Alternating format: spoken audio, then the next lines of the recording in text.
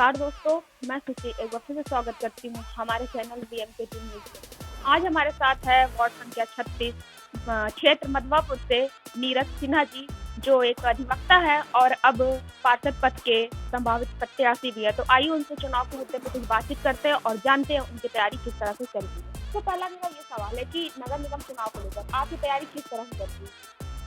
कि नगर निगम की चुनाव की तैयारी तो कह सकते हैं कि मैं सामान्य तरीके से जो भी मैं लोगों से मिल पाता हूँ या मिल सकता हूँ, उनसे जो सहजता के साथ मिल रहा हूँ। और क्योंकि यहीं से बचपन से पला बड़ा हूँ तो अधिकतर लोग मुझे जानते हैं। बचपन से मुझे किसी को बताने की आवश्यकता नहीं। और मेरा जो प्रयास है कि जितने लोगों से मिल सकूं, जितने लोगों तक समस्या पर अगर हम कहीं ना कहीं अपने ध्यान को केंद्रित करेंगे तो ये चुनाव कहीं ना कहीं हमारे लिए फलीभूत होगा। ये अच्छा, तो नीरज जी, आप किस लिए ये पार्षद पद के दावेदार हैं? कुछ कोई वजह?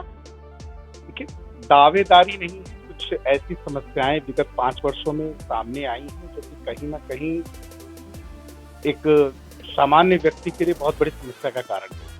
आपको उसमें मैं अगर बहुत ज्यादा ना जाएं कि जिसमें कोरोना काल का समय आया तो उस समय सारी सरकारी व्यवस्थाओं के बारे में हम लोग समझते। उसमें एक महत्वपूर्ण भूमिका पार्षद की कि वो सारी योजनाओं को वहां तक पहुंचाते। उस भूमिका को देखते हुए और दूसरी चीज जो सबसे बड़ी इस क्षेत्र की हम कह सकते हैं कि कमी कहें, या हो सकता है कि ये पार्षद जी ने बहुत विशेष तरीके से इस समस्या को नहीं देख पाए, क्योंकि आपको बता दूं सबसे first of all ward number 36 की नहीं, ये पूरे प्रयागराज की दिक्कत है कि जिस पे काम होना चाहिए, जो समस्या है, समस्या पे काम नहीं होता है। जैसे बात करें तो ड्रेनेज सिस्टम के लिए बहुत पैसा आया, नमामि गंगे लगा, कई चीजें लगी, लेकिन आज भी प्रयागराज की गलियां तो बार बार बन रही है लेकिन नालियां कभी नहीं बन रही। ये सबसे बड़ी समस्या। और नालियां बजा रही हैं और हम लोग स्मार्ट शहर तो पा गए लेकिन स्मार्ट गलियां नहीं। तो क्या मतलब आप वर्तमान पार्षद के कार्यों से खुश नहीं?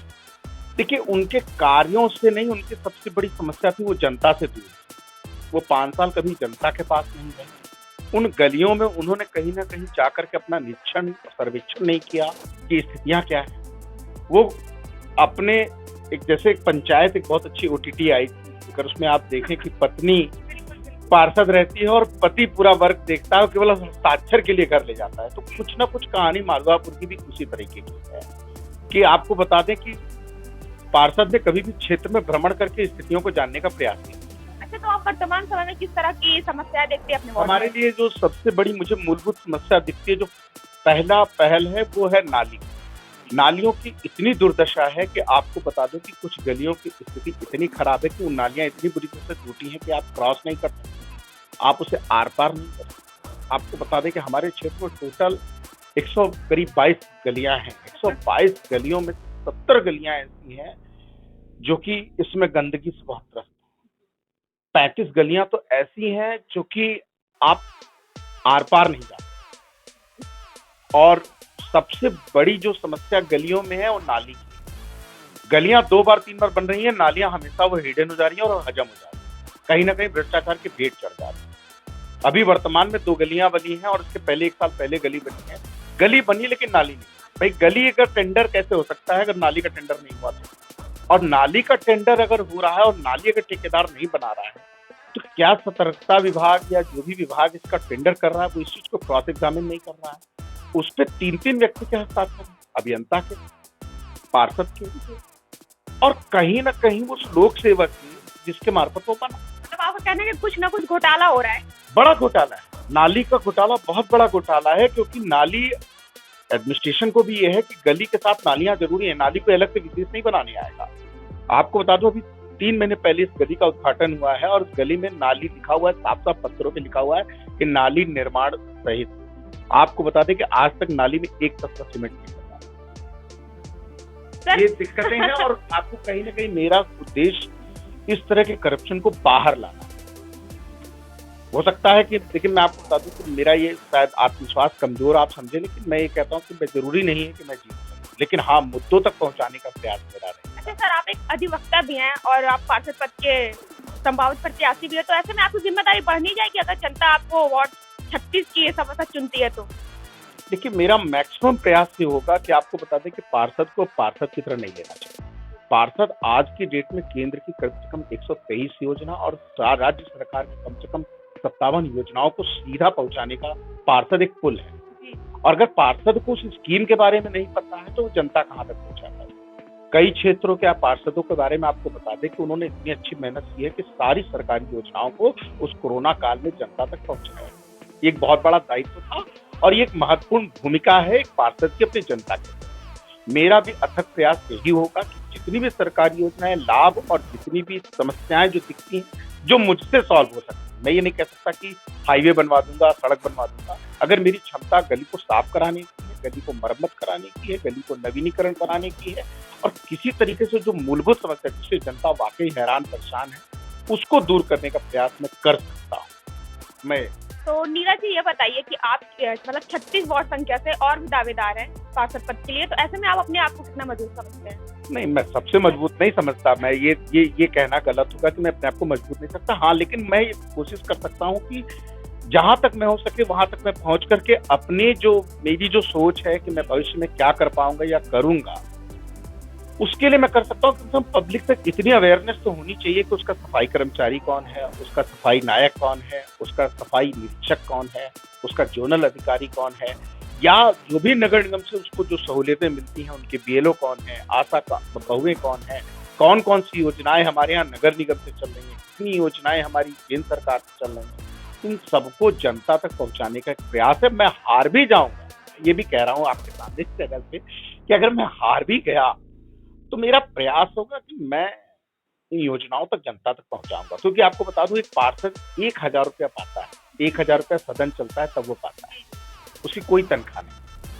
वो करप्शन पे ही टिका है, वो करप्शन पे ही टिका है। कहीं ना कहीं उसके पास अगर वो इधर उधर से पैसा नहीं लाएगा तो वो कुछ नहीं कर सकता। जब सदन चलता है तो 1000। अच्छा सर, ये बताइए कि अगर वार्ड नंबर 36 की जनता आपको सभासद बनाती है तो सबसे पहला काम आप क्या करेंगे? सबसे पहला मेरा फर्स्ट ऑफ ऑल काम होगा कि आपको बता दूं कि जितनी भी गलियां 5 साल के अंदर बनी है उनकी मैं जांच कराऊंगा।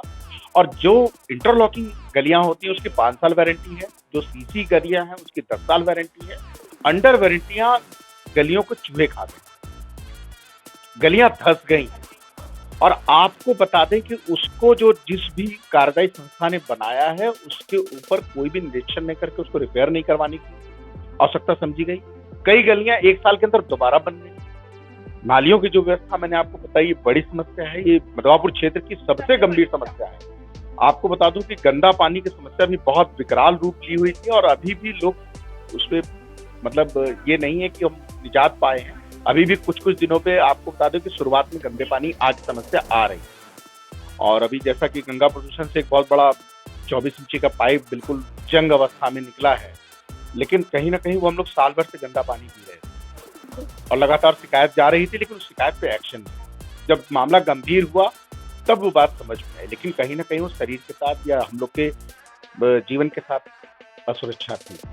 तो सर ये बताइए, जब बारिश का समय आता है तो गलियां भर जाती हैं, गंदगी ज्यादा हो जाती है।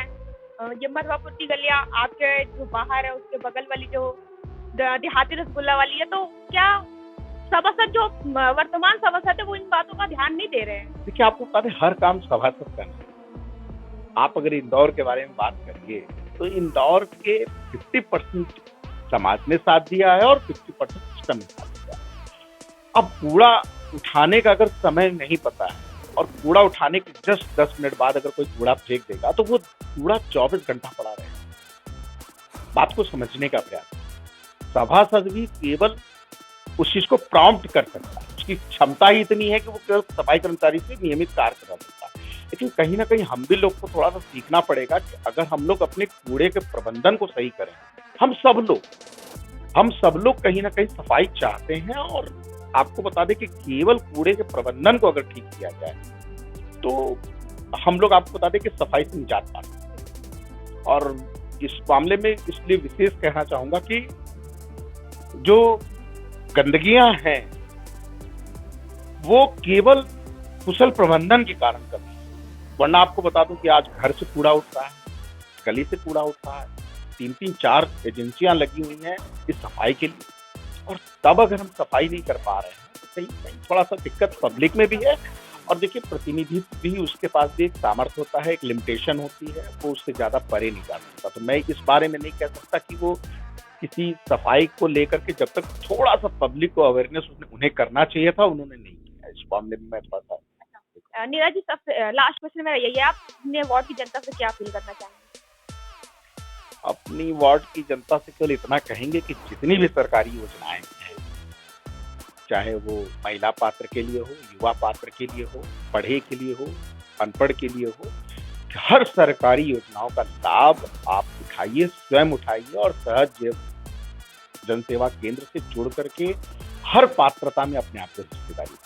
इसके अलावा मैं और अपील नहीं करना चाहूँगा, क्योंकि आपको बता दें कि हम लोग स्कीम से दूर हैं अभी भी। इतनी योजनाएँ चल रही हैं, हम उस योजना तक नहीं पहुँच पा रहे हैं। इसकी वजह क्या होगी? इसकी वजह कह सकते हैं कि हम केवल पेपर पढ़ना जानते हैं, योजनाओं को देखना जानते हैं, लेकिन हम योजना में बस केवल जानते हैं यार ये कुछ नहीं चला, पेपर में आ गया।